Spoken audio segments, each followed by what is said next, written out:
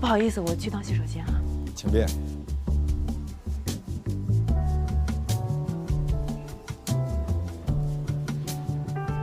对不起啊。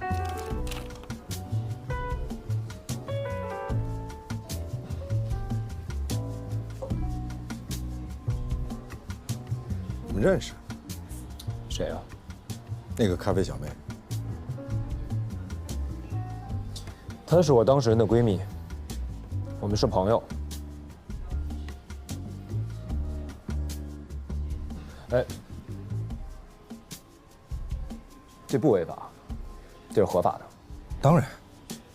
哎，我怎么觉得罗宾给人感觉挺好的，不像给人玩？你就是个花痴。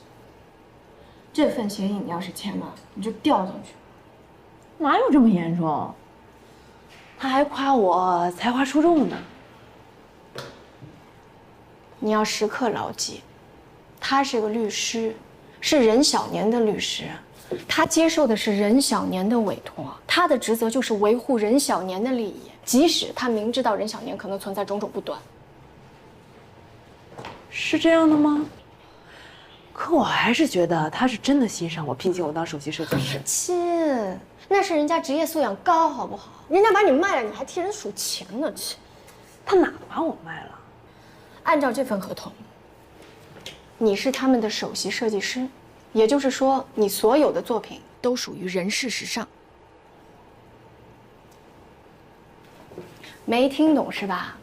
也就是说，他们给了你一张空头支票，首席设计师换走你所有的作品。啊？哎，我看牛斌还挺亲切的，咣一下给我一个大馅饼，咣一下给你个大现金。他为什么呀？因为这是他的职业。他的职业是抢劫吗？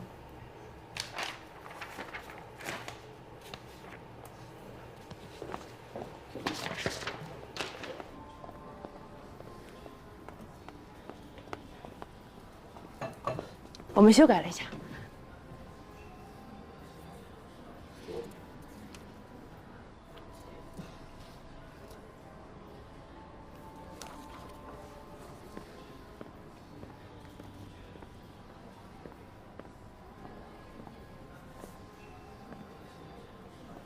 这是你改的？你们改的什么呀？啊？我也不清楚。其他条款没问题，我们可以商量，但是这一条不合理，必须要删掉。那就不必谈了。你们起诉任小年，要求索赔500万，并且赔礼道歉。可是你提的条件也是让我们支付500万，并且赔礼道歉。那么还有什么和解的必要呢？也就是说，即使我们官司输了，结果也是一样。不一样。有什么不一样？如果我们打官司，法院支持我们，那我们就会拿到500万的赔偿金。但是如果和解，按照你们起草的和解协议，我们得到的仅仅是一个首席设计师的职位而已。年薪过100万的职位是税前，而且还要完成业绩才有可能拿得到。那也总比你们输了官司一无所获好吧？我们不怕打官司，反正我们又没有并购计划。让我们好好算一下，到底谁的损失比较大呢？一个好几十亿的并购计划，总不能被一个旷日持久的小官司给搅黄吧？他们聊什么呢？嘘。我来给你普及一下什么叫敲诈勒索罪。选择在公司并购或者融资时机提起恶意诉讼，用要挟的手段迫使公司交出财物，符合敲诈勒索的罪名特征。所以，不要聪明反被聪明误。但是我们是正常诉讼啊，因为我们在提出诉讼的时候，并不知道你们有并购计划。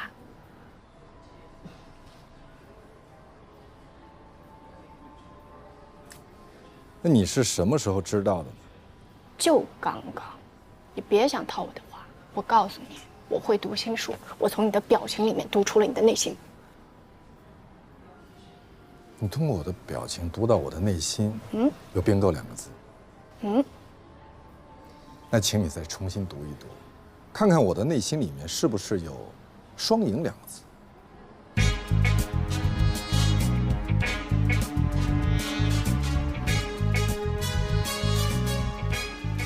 怎么双赢？我们同意500万，但是你们要撤诉，并且保证永远不以同一理由起诉。我们各退一步，互相谅解。同时，我再为你附送上一份工作的机会。我们不退，半步都不退。你是不是跟你的当事人商量一下？不用了，我们也不和解，法院见吧。请问你们谁说了算？我是律师，我说了算。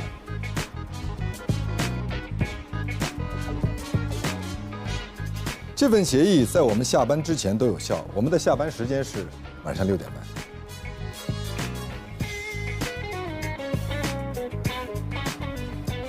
我的案子以后你少掺和好不好？不是，现在什么情况？是谈崩了吗？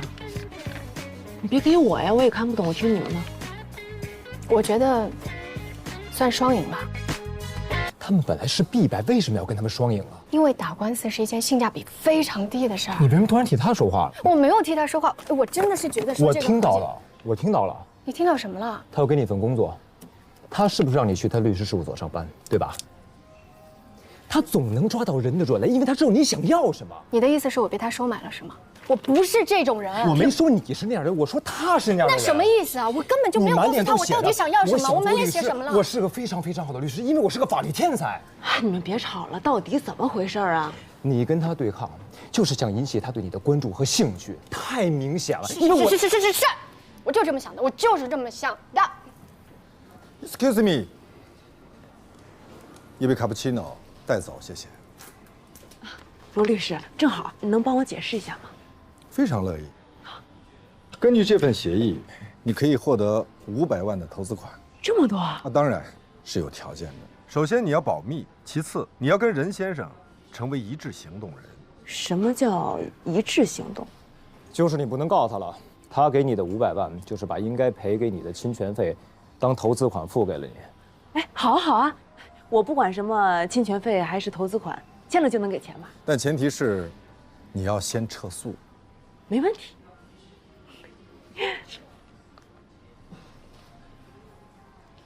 那我们什么时候签？达成协议我们先签，签完之后我闪送给你，最晚明天可以吗？可以。要不我们互相加一个？当然，我的荣幸。我的荣幸。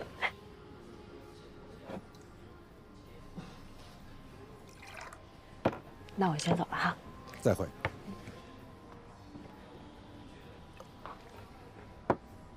其实，一直以来我也很希望自己能够成为一个咖啡师。谁拦着你了呢？没人拦着。罗律师，再见。再见。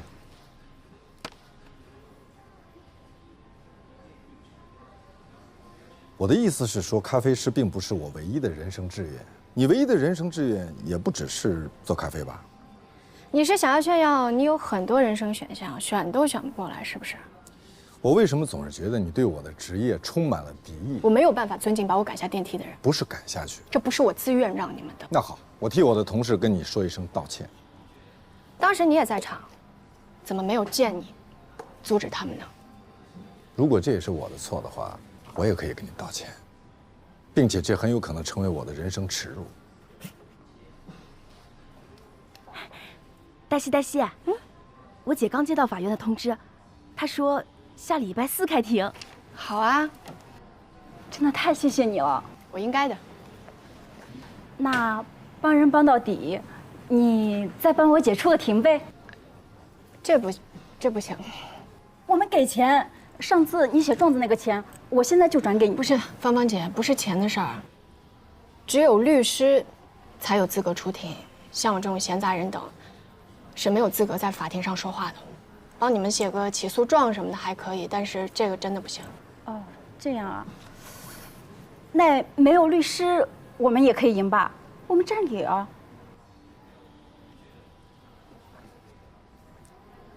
我帮你做杯咖啡吧。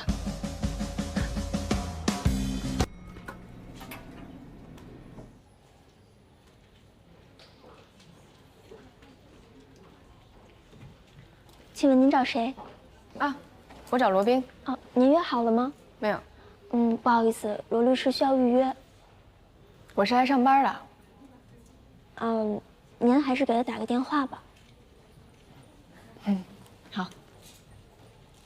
这个事情我会尽力配合，但是值班那个事儿，找个助理吧。我没让你值班，找助理啊。我这个人不喜欢指使别人。你的意思是说，我喜欢指使你？您是我领导。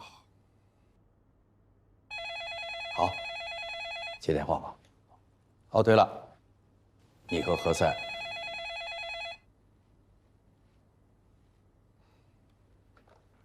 喂，罗律师，我是黛西，我到你律所前台了。好，你等一下，我马上过来。小美，律所的福利你还没领呢，西班牙的皇室用的。哇，谢谢。嗨，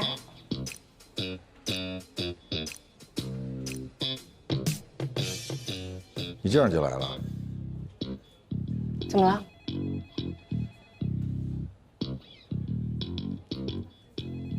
你看过《侠胆雄狮》吗？没有，怎么了？来吧。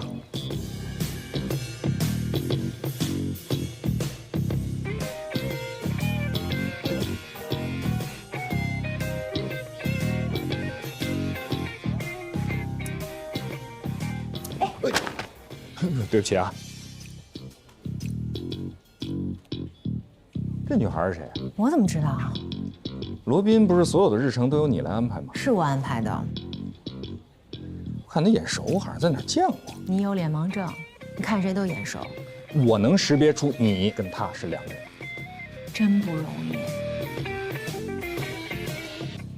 没有什么学历，硕士学历还是博士学历？本科。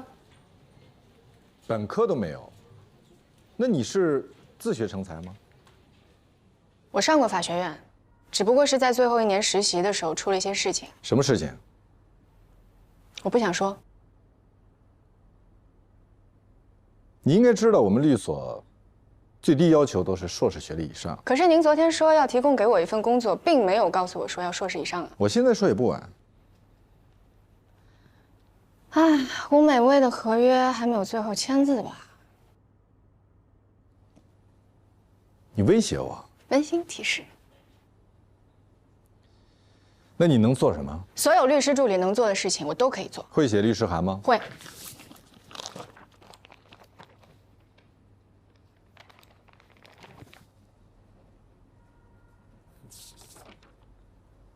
这是你写的？嗯。您能不能以我的名义发出？对，还得盖上律所的章。这边是所有的材料，还有相关的资料，确实可以证明是上班的途中遇到的交通事故，符合工伤认定。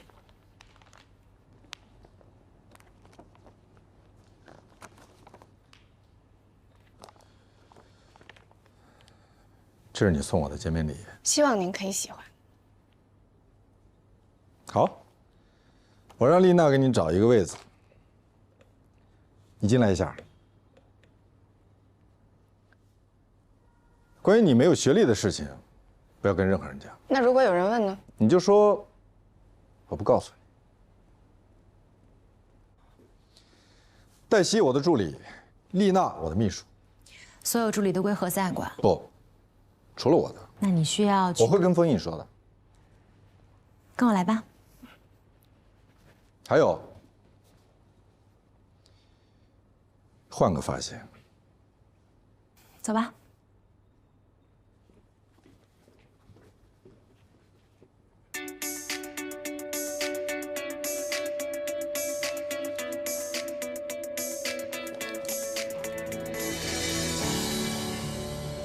这边有2个空位子，你选一个吧。谢谢。丽娜姐，你先坐。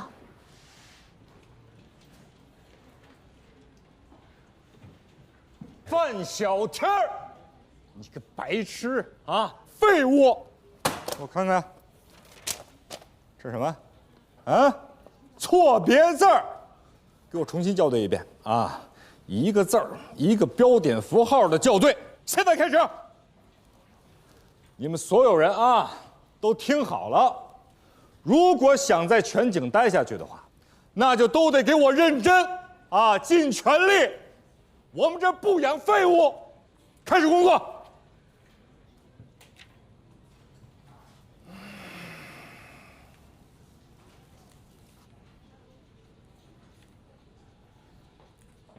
你谁呀？我是黛西，你什么时候来的？今天谁招的你？我怎么不知道啊？填没填表？谁给你填的表？我没面试过你，但是我在哪儿见过你？黛西，罗宾刚招的助理，今天刚到实习，按公司规定，实习期满才需要办入职手续。我是何塞，所有的实习生助理都归我管，罗宾的也不例外。我想起来了，你是那个送外卖的。他不是，你看错人了。可这个头发，罗宾已经跟他说让他换发型了。不是，我是说，你是说罗宾找了一个送外卖的给他当助理？那不能够呢，我不是那个意思啊。对不起啊，喂，朱莉啊，好的，好的，好的啊，好。你有什么问题随时找我。谢谢你啊。何塞经常认错人，你不要放在心上。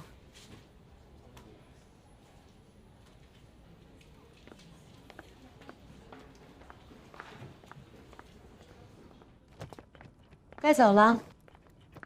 对，谢谢。那个孩子是怎么回事啊？你们都说我应该找个助理，所以我就找了一个。从哪儿找来的？垃圾箱捡的。别跟我开玩笑，别人不知道，我还不知道吗？我见过他，他之前来送过外卖。她有一个孪生姐妹，两个人长得一模一样。你就打算这么跟何塞解释？我为什么要跟她解释？何塞也见过他。她没见过。见过，我在场。那就请你告诉她，她认错人了。我就是这么跟他说的。谢谢。还要感谢你助理的完美配合。她怎么配合的？既不否认也不承认啊。特别好。特别好是什么意思啊？你们俩初次见面就可以配合得如此完美。何塞可没那么好糊弄。你没问题，你对付他绰绰有余。那你的助理呢？他更没问题，8个何塞都不是他的对手。你到底为什么招他？你这不是等于给自己埋雷吗？我不太喜欢没有难度的生活。那是不是以后我的工作里面还要加一项排雷的任务啊？你这是在委婉地提出加薪的要求吗？罗律师，我不能给你开车了。为什么？那天我去接你，后来送孕妇去医院，结果闯了一路的红灯，全给拍了，扣了12分。我现在没驾照了。你不要着急，我现在去开庭，等我回来，你的驾照我给你要回来。好，开庭是大事，我这不急。可是谁送您啊？我自己开吧。那您辛苦了。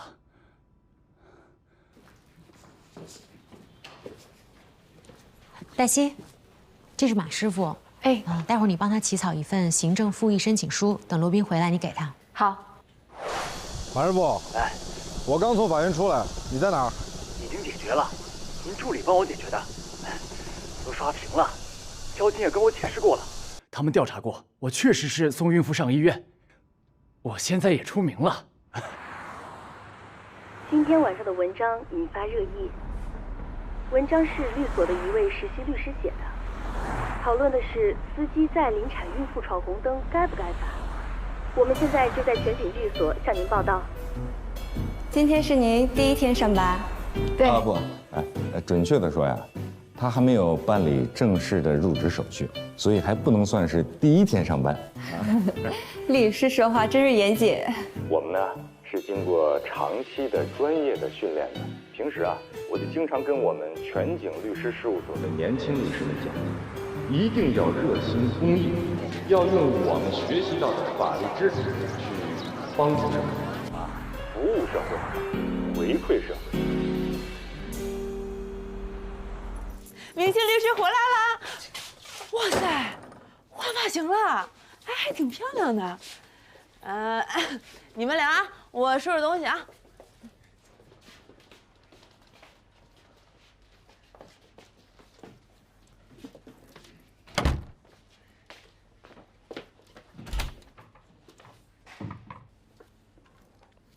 你这发型挺好看的，跟以前那比吧，脸儿小。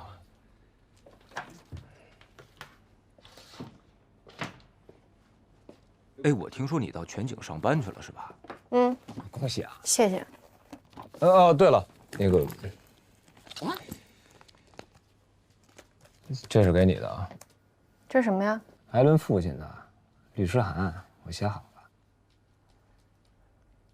谢谢。谢什么谢？这不是应该的吗？对不起啊。还有什么事吗？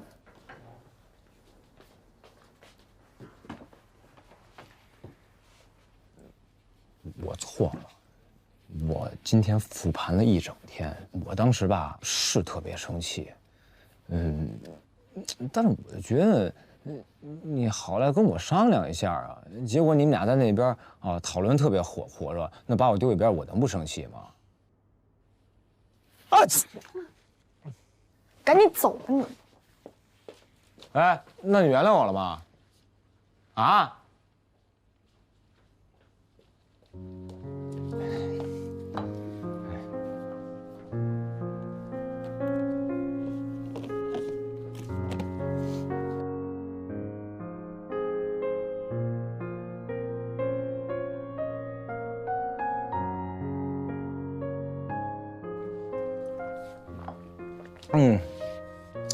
那我吃了药，是不是就算好？没有。哎呦，不行，我现在有点头疼，我看会儿。哎，不行，别晃，别晃，走开！哎，别晃，头疼着。走开！你好好跟我，走开！看一会儿。走开！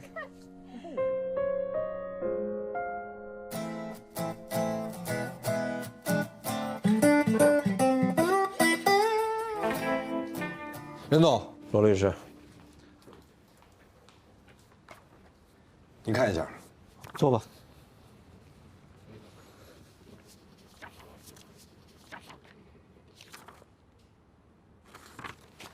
这就完事儿了吗？我就是想要个结果，结果你们那个何塞律师一直跟我掰扯法律条文，掰扯我头都大了。他有他的问题。来，进来，我介绍一下啊，罗宾律师，我的法律顾问，这是我儿子任乔。哦，哎，罗律师你好。你好。那你们先聊，我待会儿再过来。不用，都不是外人，什么事儿说吧。就是这个新品的宣传广告，您看一下。没有更好，只有最好。不能用“最”字。为什么？如果使用最高级的话，可能会带来诉讼风险。我看过一个类似的案例，被判赔了50万。50万？成本不是很高，我们付得起。可如果加上诉讼成本、律师成本、时间成本，包括公司的声誉以及未来不确定的风险，可就远远不止50万了。那如果我想让人知道我是最好的、最强的，我该怎么做？反正就是不能使用最高级。什么叫反正就是不能使用最高级？姑娘，我付给你们钱是让你们来做我的法律顾问，你不能光告诉我什么东西是不可以的，你还得告诉我什么东西是可以的。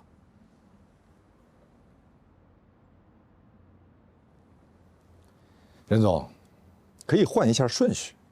换顺序？没有最好，只有更好。好，没有最好，只有更好，不用最高级，用比较级，去吧。行，你在哪儿读的法律？你怎么进的这个律师事务所？你念过书吗？任总，还是要相信我们律所。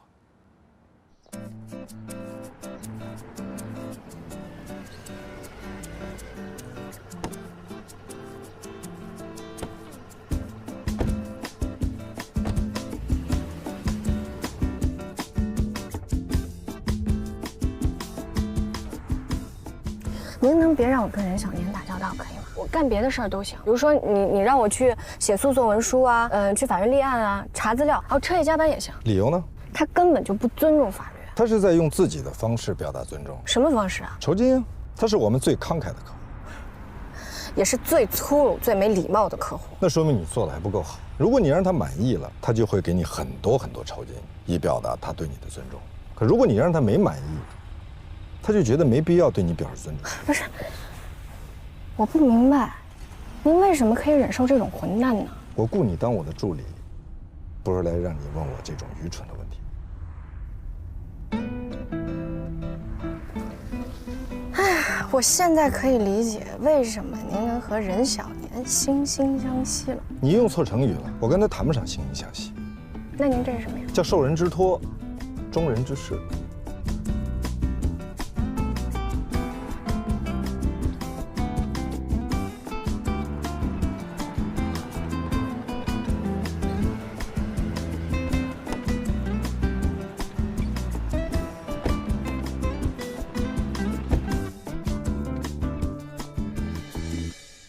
好，谢谢您抽时间过来。张克先生，我是受你老板郑凯旋先生的委托。啊，他是我前老板，已经和我没关系了。还是有关系的，你们俩有竞业协议。我已经付过违约金。黛西，你给张先生普及一下。根据相关司法解释的规定，劳动者违反竞业限制约定，向用人单位支付违约金后，用人单位要求劳动者按照约定继续履行竞业限制义务的，人民法院应予支持。那你就不能创业了2年以后还是可以的。？2年？那你们聊吧，我还有事情，先走了。你可真会挑时间。他本来已经决定投我了。如果他投了你，再发现你有竞业协议，你惹的麻烦会更大。您把自己说成救世主了。过奖了。郑老板欢迎你随时回去上班。那就是让我去死。知道他是怎么对我的吗？不管我想干什么，他都不同意。他根本看不上我。我在他公司2年，我都快得抑郁症了。不好意思，张先生，我后面还有事儿。如果你希望跟你的老板重修旧好、圈起前嫌，随时找我。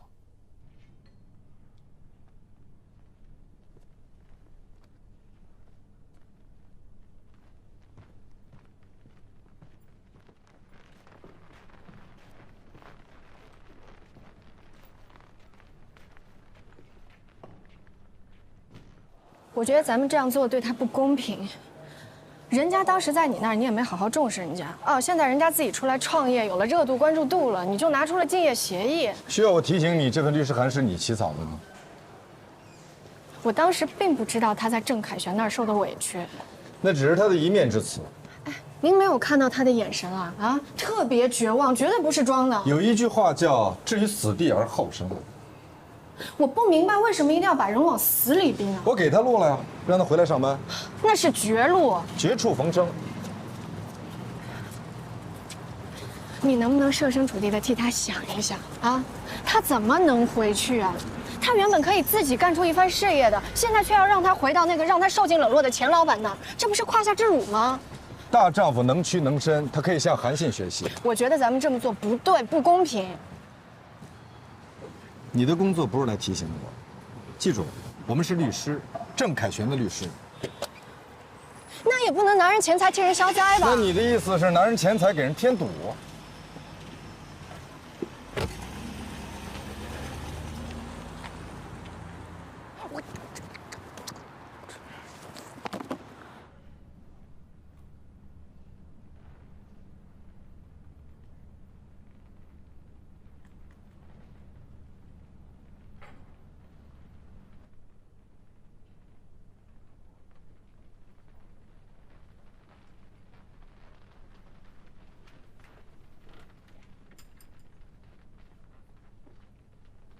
你们可真够敬业的，拿刀捅了人，还得回来看看这刀捅得有多重。我是想，郑凯旋给了你们多少钱？你干这么缺德的事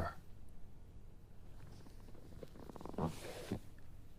跟你直说吧，他就是想让我回去，在他手底下服服帖帖的对他点头哈腰、言听计从，我不会接受。你告诉郑凯旋，我死都不会。其实你不用死啊。你有亲戚吗？我的意思是，竞业协议其实只是对您本人有效，但是对您的太太、您的父母、您的兄弟都是无效的。我可以让我太太去创业，我给她当司机，让她去见投资人。你为什么要这么做？因为这么做是对的。对在哪里？你这是在出卖我们的客户。张科他当年签这份竞业协议的时候，本以为自己会受到重视，大展宏图，但是没有想到，如果这个理由成立，所有签过竞业协议的人，如果不想遵守，都可以说自己受了委屈，都可以就此要求免除竞业限制。那这个协议还有什么存在的必要呢？但是如果我们稍微有点同情心的话，你真的以为你很聪明吗？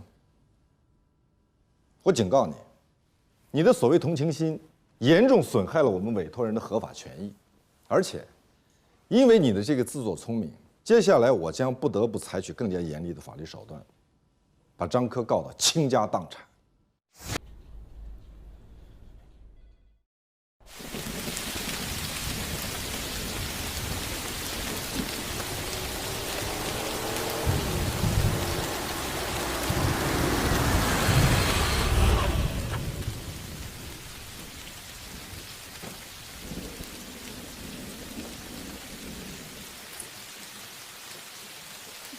哎，我们缺一法律顾问，你要是愿意，我不是来找工作的，我是过来给您介绍投资人的。好啊。郑凯旋。在开玩笑。我很认真。我就当是个玩笑。您要不要先看一下我帮您起草的协议？你白起草了。最近我恰巧看过一个采访，是郑凯旋先生的。他说他有一段时间非常的膨胀。有一次，一个他最好的兄弟跟他说有别的人要投，他就特别的生气，他觉得这是一种背叛，于是就对那个好兄弟做了很多错误的事情。可是他现在非常的后悔，他真的希望这个好兄弟可以给他一次机会，让他可以改正这些错误。那这话他为什么不当面跟我说？钢铁直男嘛。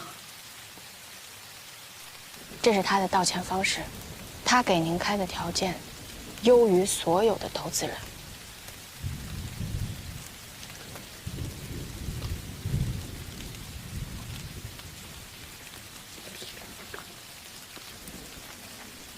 其实，我也应该跟您道个歉。虽然说以您太太的名义注册公司，在一定程度上是可以规避竞业条款，但是还是会有诉讼风险。如果郑凯旋他真的想要找您麻烦，发起诉讼的话，那您的公司啊，不是您太太的公司就会官司缠身的。实在抱歉啊，张科先生，我不应该给您出这种馊主意的。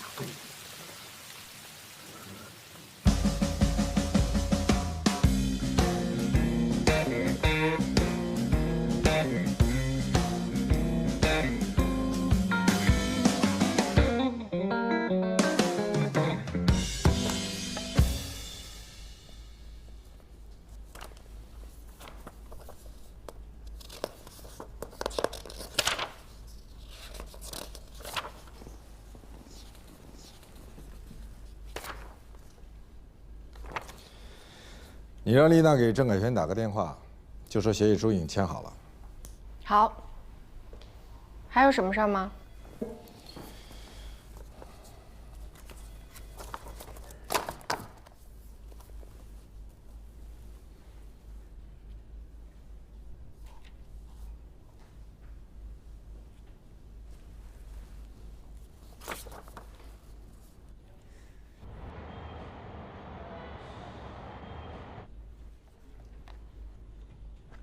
律师函、法律意见书、起诉状、答辩状、调解书。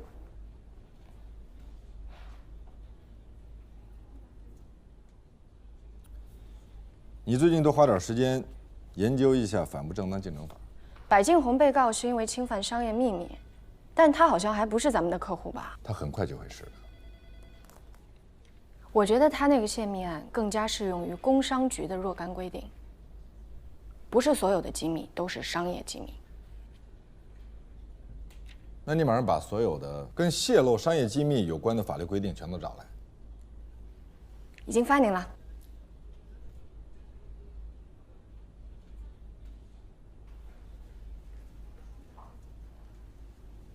还不下班啊？我为什么还是觉得他有点像那天那个送外卖的？你从哪儿看出来人家像送外卖的了？你要再这么背后议论罗宾，我没有背后议论他。那你说人找一助理是送外卖的？我不是这个意思。如果别人说你随随便便找了一个没上过学、没读过书的女孩送外卖的来当你助理，你会怎么样？那我一定跟他翻脸。我是有职业荣誉感的，任何进入我们律所的人啊，无论是男女老幼，必须是毕业于名校。那你说人家罗宾找一送外卖当助理，你什么居心啊？我就是说，他有点像。你有脸盲症。是，我经常认错人。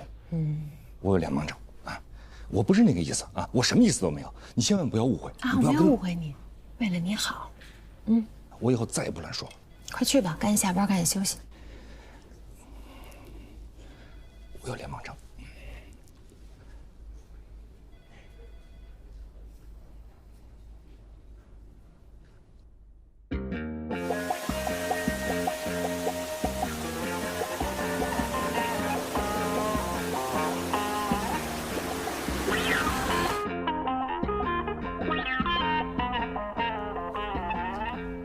顾姐在你办公室等你，说什么事儿了？跟白金红有关。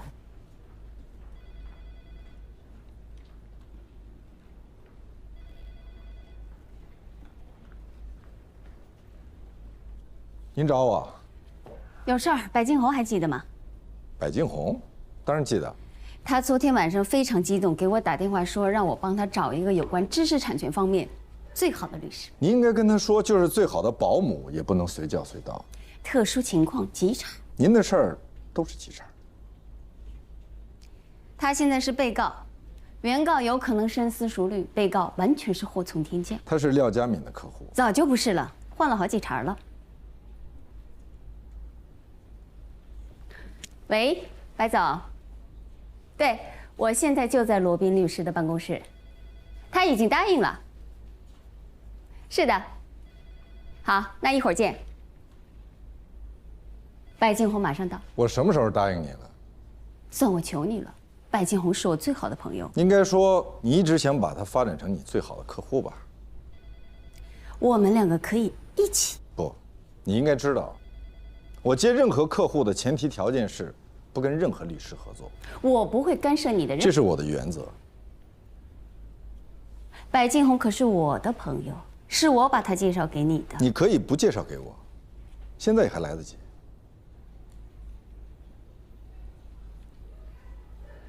是这样的，白金红是一个难缠多疑的人，我担心他会让我跟你一起代理，因为毕竟我们两个认识的时间比较长，信任度可能更高一些。既然如此，他早就应该是你的客户。是，我觉得熟人之间最好不要有利益关系。那您的意思是，现在跟他不是熟人了？我冒昧的问一句，您问，你为什么从来不跟其他律师一起合作呢？是怕被别人抢功吗？是怕被别人甩锅。甩锅？你可从来没有输过。那是因为我知道，如果说我输了，我不能推给任何人。我以前是那边的产品设计主管，后来白总挖我过来做总设计师。你的意思是说，你从耀斌公司辞职，导致他们对你怀恨在心，故意起诉你泄露公司机密，把白总也牵扯进来，负连带责任。他们给我打电话，说只要我让麦琪走人就没事了。他们太不了解我了，我白金红可不是被吓大的。你给我发一张传票，我就应该按照你的旨意，把我的总设计师开掉。那传出去成笑话了，以后谁还敢跟我干啊？现在先不要激化矛盾。他们是怎么发现你泄密的，抓住了你的把柄？就是有一天，我跟以前的同事在网上聊天，他把他们的设计图发给我，让我提点意见。结果他们主管看到，就当场报警了。我就觉得这是一个套，他们的员工给我设计师发图，他们应该去告自己的员工，凭什么告我们？他们有权利选择起诉谁或者不起诉谁。我建议啊，我们的重点不要放在谁陷害了谁，不要放在两家公司的诉愿上面。说得对，我们现在也搞不清楚，也没有什么证据。我们现在主要的任务就是先把自己摘出来。我们就说是对方设计师主动把设计图发给我们看，要泄密也是对方设计师泄密。不，如果承认对方的设计师泄密，那么白总这边肯定也脱不了干系。对呀，这就等于承认我们的产品用了对方泄密的图纸，那人家是可以要求我们停止侵权、下架产品。所以，我们必须要否认，那些设计图纸压根儿就不是什么商业机密。对，没错。如果那张设计图不是商业机密，那就不存在泄密一说了。那你怎么解释为什么一家设计公司的设计师会在聊天软件当中主动给另外一家设计公司的设计师发图看呢？很好解释，就是两家公司设计师之间分享灵感、交流经验。那怎么证明这些设计图不是商业机密呢？那些设计图纸都是向供应商购买的，只要没有证据表明供应商是单独为哪家公司设计的，就不应该被认定为不为公众所知悉的商业机密。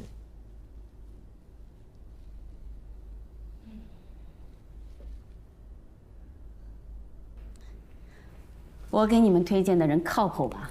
太靠谱了，咱们这就签吧。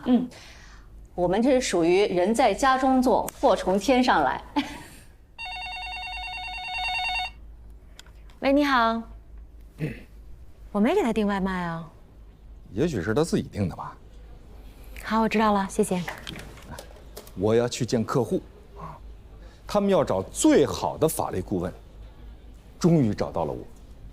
他们是在网上搜的吧？不，有人给他们推荐了10个律师，他们经过了反复的斟酌，最终认为我是最佳人选。那肯定是你的朋友给他们推荐的。我师妹朱莉，她跟他们老板推荐的。他为了确保你被选中，还推荐了其他9个废材。能不能在一起玩耍了？这是我的外卖。我不是来送外卖。你不是说外面有我的外卖吗？你不是要找罗宾律师吗？罗宾律师，我是艾伦，特别感谢您替我父亲讨还公道。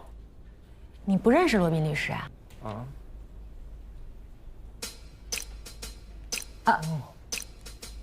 谢谢您，谢谢您，谢谢您替我父亲写了律师函，我们做了仲裁，确定是工伤，太感谢了，您真的是个好人。不，那个我不是。您就是个好人，我给很多人送过外卖，就是那天我都给您送迟到了，您不仅没取消订单，也没给我差评，真的特别感谢您。对，这个是我妈妈亲手做的，就是我们的一点心意。有。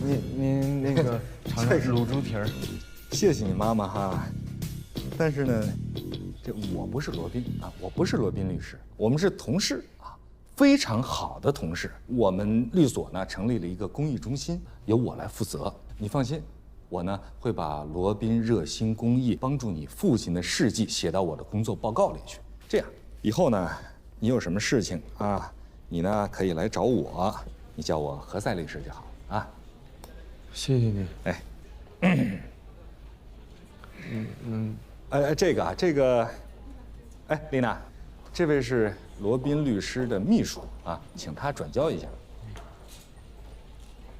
那拜托您了，这个请您一定要交给罗宾律师手上。你放心吧，谢谢。我们那点心意。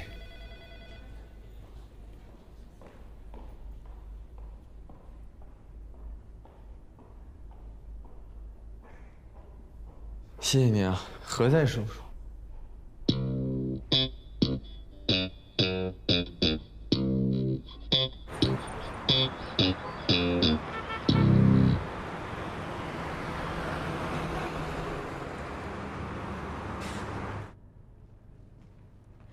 赵总，这就是何塞律师。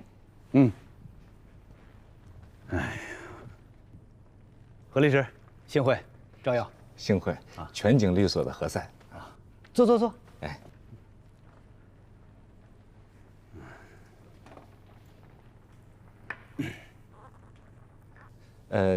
赵斌是您弟弟？对，赵斌我弟弟，所以我们公司叫耀斌。怎么，你认识我弟弟啊？他以前输过一起官司，他是被告，我是原告律师，我赢了他的律师。那您的父亲是何家一？啊？哦，所以你从来没有输过一起官司啊？不，我赢的所有的官司跟我父亲没有任何关系。其实呢，我父亲他是反对我做律师这个职业的。我也没跟我父亲说过任何我的客户。如果你们找我呢？哎呦我去！不，是因为啊，我怀孕了，我这是怕开庭的日期跟预产期撞上，所以我就把你啊介绍给了赵总。对，朱莉向我推荐您的时候，并没有说你的父亲是谁，他只是跟我说，您是他师哥，是一个著名的律师，而且从来没有过败绩。不，也不能说从来没有败绩，但是很少有律师能赢得了我。公司辞退马小居的依据在于，公司认定网上晒的这份工资单是马小居的，而且是马小居自己晒出来的。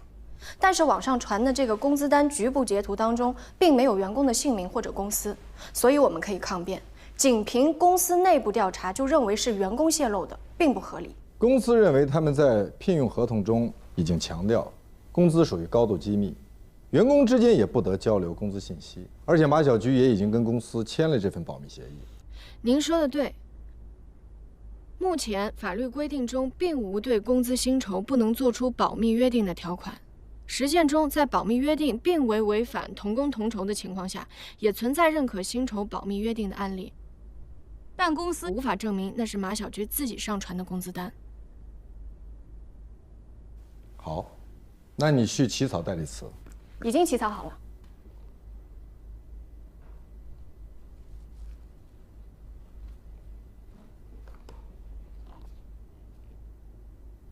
这是什么？这个是你做公益的报酬。这是 Alan 送的，他妈妈的手艺。你怎么知道？因为我吃过。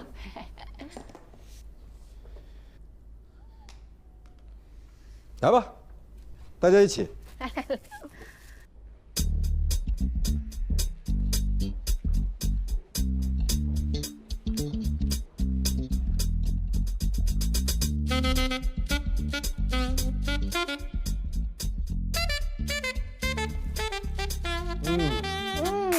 确实特别好吃，您慢点吃，说明您做的东西就焦啊。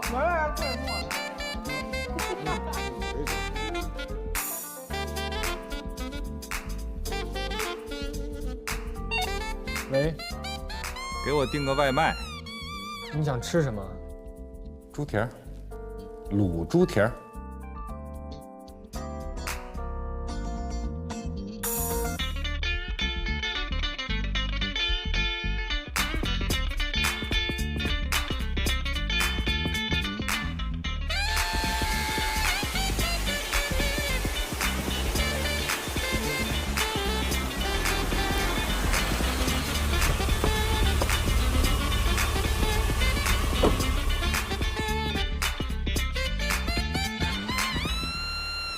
爹，买早餐去，咱俩一起去。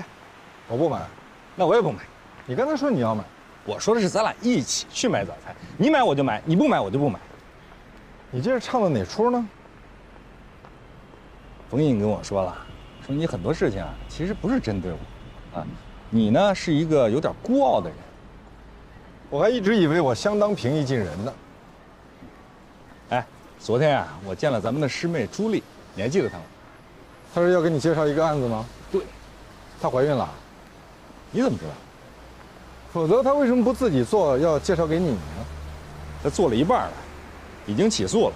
我还奇怪呢，我说她为什么找我没找你呢？你们之间有什么过节吗？是耀斌的案子吧？他找过你，你不能接，为什么？利益冲突。跟谁利益冲突？柏敬红。你跟柏敬红签了吗？没有，但是今天会签。我也是今天要签。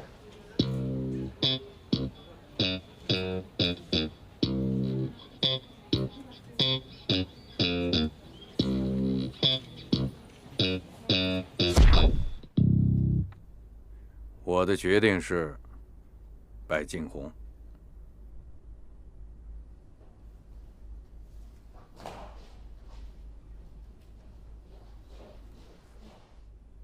看见了，他肯定以为我是在袒护你。当然是柏敬红，柏敬红胜算更大，我们签的风险代理获益更多。抛开输赢不说，耀斌这个案子我们还要跟朱莉分，他之前毕竟做了一部分工作。何塞可不这么认为。如果他非要代理耀斌，那他只能换一家律所。这是我最不愿看到的。那您说怎么办？从你那儿挑一个客户给他。任小年。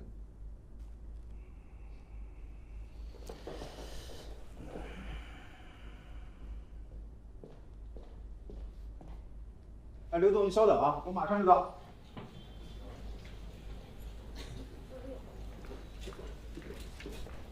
从我的客户里挑一个给何塞。任小年，老大不同意。其实何塞需要的是弯腰唱征服。那您是不会弯腰啊，还是不会唱征服啊？都会，就是不能一起。白金红约的几点？11点，不过他喜欢迟到。任小年介绍了一个客户，刘前进花520万买辆劳斯莱斯，结果是辆二手车。他去法院告，一审居然输了，他们的律师不行。把他介绍给何塞，这属于消费欺诈，何塞擅长。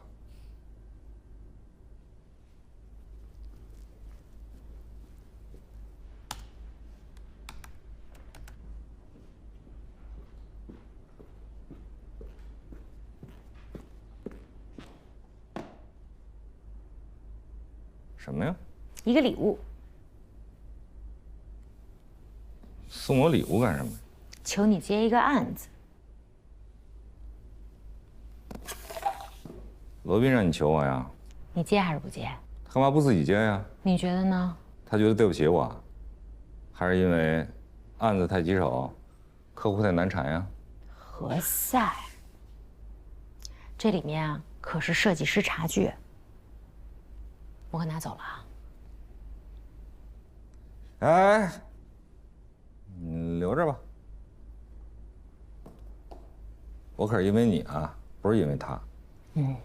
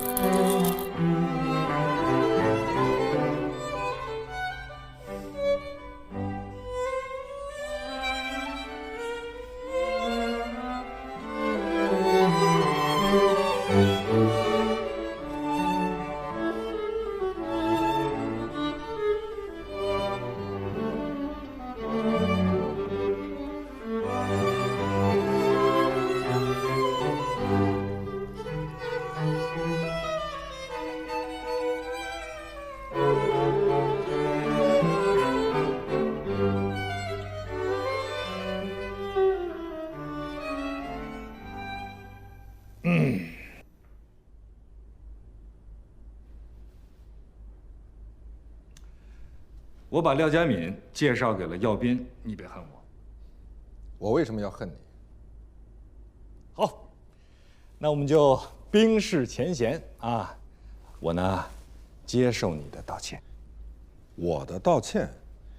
我对你做错了什么？斌，你知道你做错了什么？我不知道。你不知道自己错在哪儿了？你让丽娜送给我礼物。什么礼物？茶具。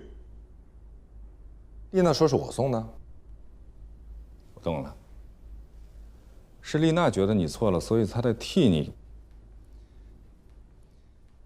打搅了。不，你没懂。丽娜送你礼物，是她希望我们两个人能缓和关系。那到底我们俩是谁的错造成了我们之间的关系紧张？廉颇和蔺相如关系紧张，那你说是廉颇的错还是蔺相如的错？你是说我是廉颇，我应该对你负荆请罪 ？No， 是和氏璧的错。如果没有和氏璧，蔺相如到哪里去干一票完璧归赵呢？我必须把话说清楚啊！咱们俩在任小年的事情上有分歧，但是任小年他可算不上块和氏璧，他充其量算是一只煮熟了的鸭子。你以为客户争取最大利益为荣啊？我和你不一样，你以此为耻。对，我以代理像任小年这样的客户为耻，深以为耻。我学习法律，不是为了给他这样的人争取利益的。我到今天才明白我为什么会学法律，因为所有学法律的人如果都像你这样，任小年根本就请不到律师，这不公平。不用客气。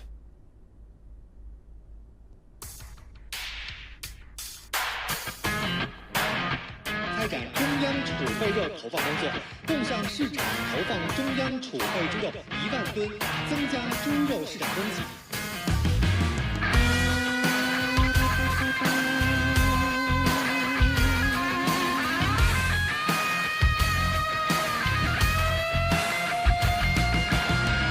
在角逐一场没有终点的梦，又能怎样？硝烟从未散场，又怎样？纵然百孔千疮。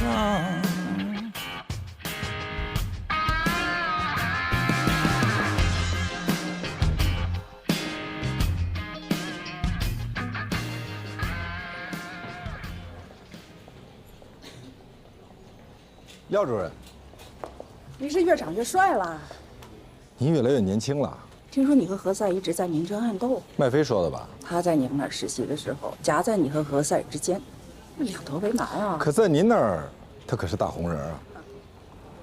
被告麦琪在离职以后，通过原同事李云波陆续获取耀斌公司的设计图纸，这些设计图纸均是耀斌公司用于生产的设计图。设计图纸上的产品大小、颜色、图案，都是耀斌公司的商业秘密。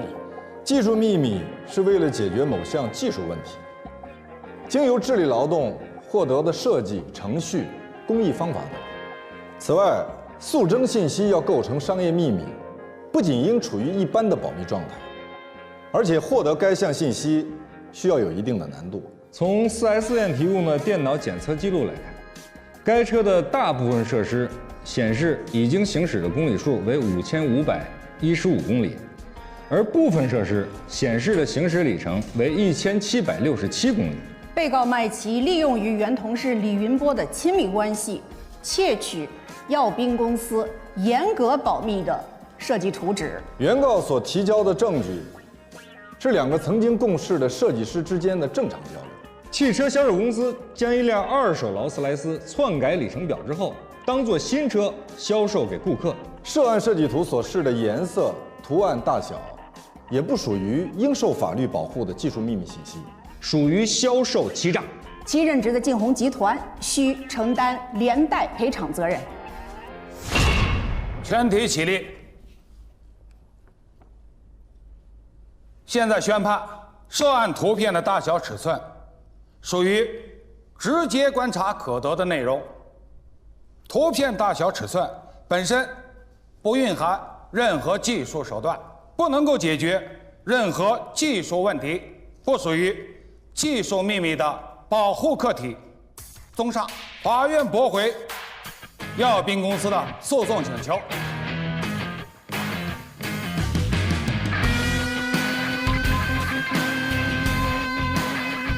一审法院由于证据问题，驳回了刘前进先生的诉讼请求。案件现在上诉到中级人民法院。我是刘先生的二审律师，我们在 4S 店发现了证据。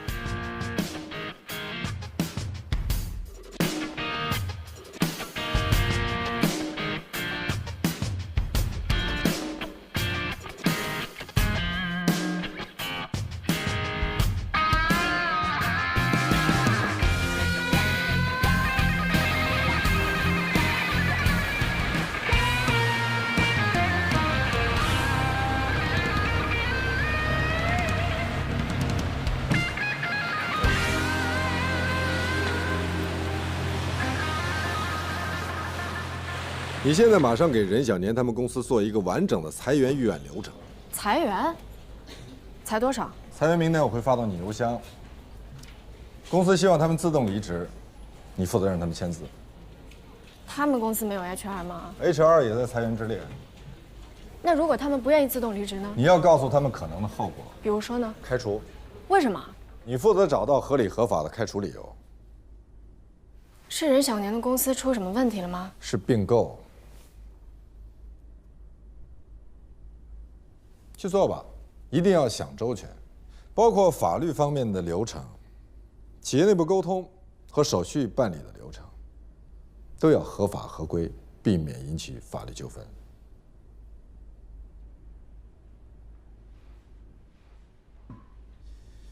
这件事情，如果你不肯做，我也不肯做，任小年他们公司依然会裁员，而且很有可能因为他们的不够专业，造成灾难性后果。除了裁员名单，我还需要他们公司所有员工的名单，以及业绩、薪酬还有家庭情况。也一并发给你了。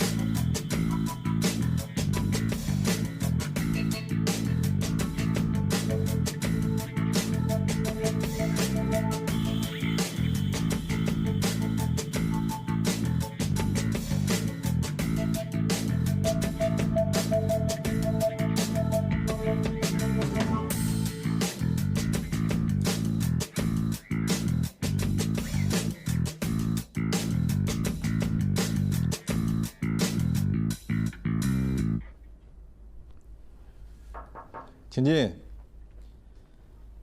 你好。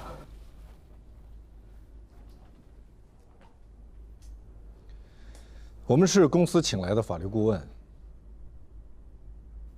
能不能不裁我？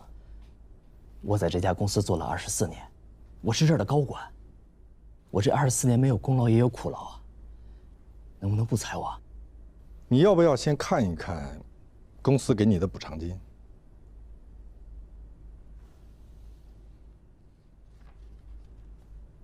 这份解除劳动关系的合同，如果你同意就签字，不同意的话，我们可以负责给你解释。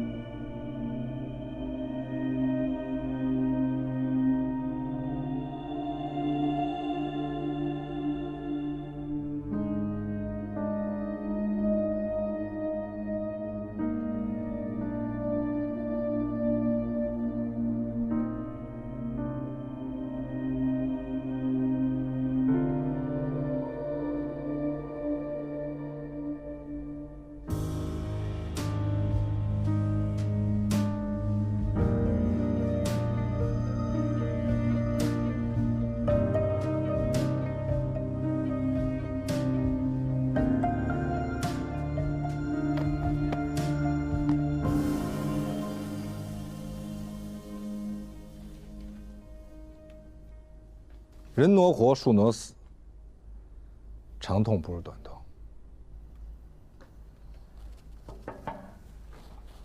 怎么样？全签完了，效率很高啊。晚上一块吃个饭吧。啊，不了，全在这儿了。好，谢谢你们，辛苦了。应该的。我还有件事情想咨询你们一下。您说。坐。如果企业员工得了重病，我说的是那种需要长期治疗、丧失工作能力的，比如说癌症。黛西，你来给任总讲一下相关的法律法规。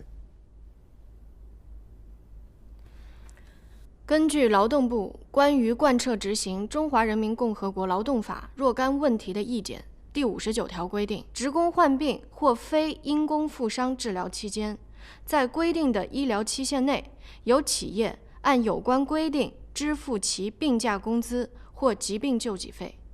病假工资或疾病救济费可以低于当地最低工资标准支付，但不能低于最低工资标准的80%。真的吗？黛西非常专业。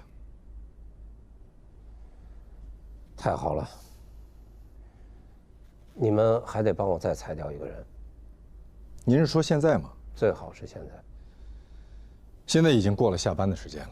我付给你们加班费。我是说您要裁的人已经下班了。他在医院得了癌症。吴军，你怎么知道？他知道你们公司的每一个在裁员工，姓名、年龄、性别、工龄，以及他们家的家境、性格，还有补偿条款，甚至是被裁的时候可能出现的反应。功课做得不错。吴军是您的高中同学吧？对。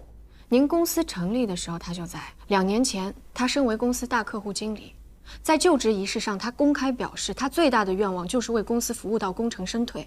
但是他后来得了癌，可是现在经过治疗，情况已经基本稳定了呀。对，所以他提出想重返工作岗位，但是他的身体状况已经不再适合高管这个位置了。他儿子年龄还小，而且他夫人又没有工作，他看病花了好多的钱。每个人不都应该面对自己的人生难题吗？我明白，但是我不能理解的是，您明明有能力帮他，您为什么要……哎，你现在马上去医院，我不管你用什么办法让他签字离职。对不起，我做不到。很好，罗律师，麻烦你现在就把他开掉。对不起，我也做不到。为什么？因为他是专业人士。他熟悉国家法律，我们不愿意承担开除他而带来的法律后果。开除一个人有1000种合理合法的理由，这是你告诉我的。我现在要看你示范。对不起，您看不到。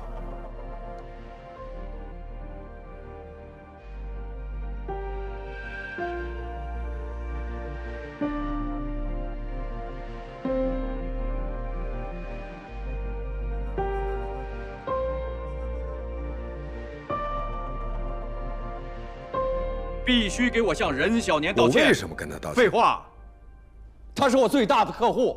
咱们律所的价值观什么时候变成了谁有钱谁就正确？我告诉你，我让你向他道歉，并不是因为他有钱，是您刚刚说了他是我们最大的客户。我说的是事实。他不光是我们最大的客户，他还介绍了这么多的客户。他要是一走，就不是走一家这么简单了。我不以为我们为了挽留他而对他点头哈腰就能赢得他的尊重。愿意给他点头哈腰的律师律所多如牛毛，可你想过没有，他为什么选择我们而不是他们？那这样，让你助理走人。如果他走，我也走。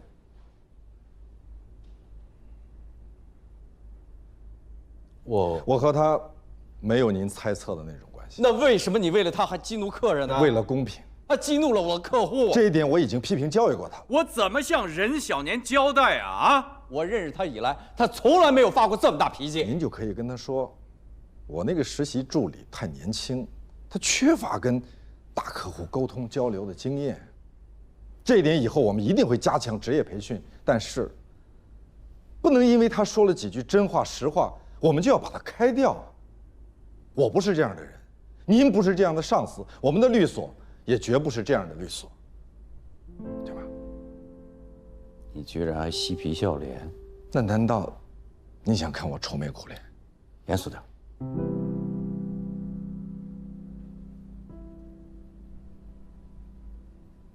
你消消气。我要是不接呢？不接我就一直给你举着。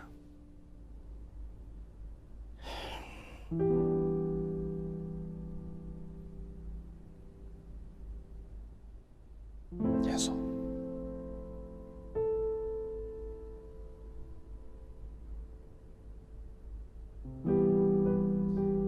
谢谢你的正确领导。